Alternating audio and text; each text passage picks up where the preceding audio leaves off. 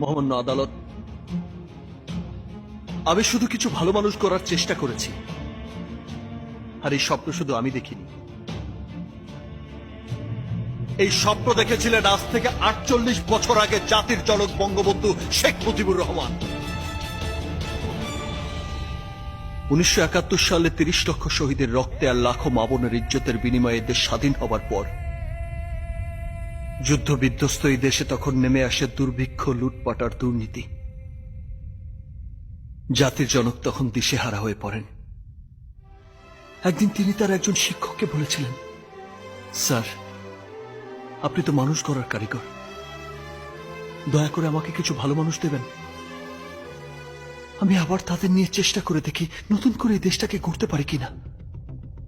কিন্তু স্বাধীনতা বিরোধী পাকিস্তানি দোসররা ১৯৭৫ সালের ১৫ই অগস্ট সেই বিভীষিকাময় কালো রাতে জাতির জনককে সপরিবারে নির্মমভাবে হত্যা করে।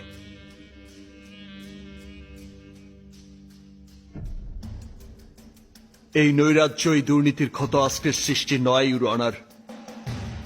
এই ক্ষতর সৃষ্টি আজ থেকে ৪৮ বছর আগে।